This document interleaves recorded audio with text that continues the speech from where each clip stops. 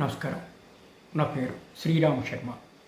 Allahabad high court ఇద్దరు జడ్జిల ధర్మాసనం justice Vivek Kumar Birla, justice దండి Ramesh Naveen Kohli versus నీలు కోహ్లీ అనే కేసులో కేంద్ర ప్రభుత్వానికి ఒక సూచన చేశారు.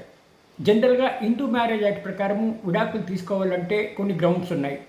మ్యూచువల్ కన్సర్న్ ద్వారా, క్రుయాలిటీ గ్రౌండు, మెంటల్ హారాస్మెంట్ చేసినా, లేకపోతే మతం మార్చినా ఇటువంటివి ఉన్నాయి.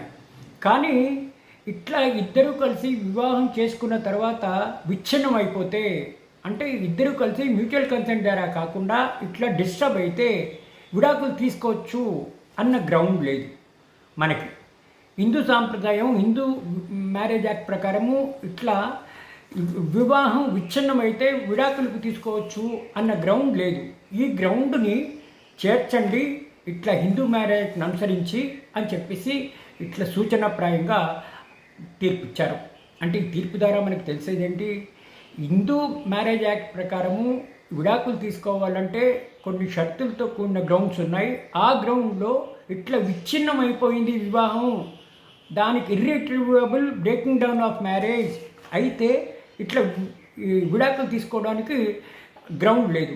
ఈ గ్రౌండ్ కొత్తగా ఇందులో చేర్చాలి అని చెప్పేసి సూచన ఇస్తూ తీర్పు ఇవ్వడం జరిగింది.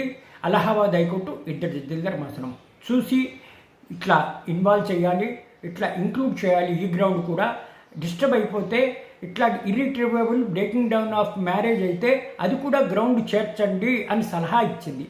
మరి మనం వెయిట్ చేసి చూడాలి కేంద్ర ప్రభుత్వం ఇది ఫాలో అయ్యి ఈ గ్రౌండ్ కూడా పెడుతుందో లేదో.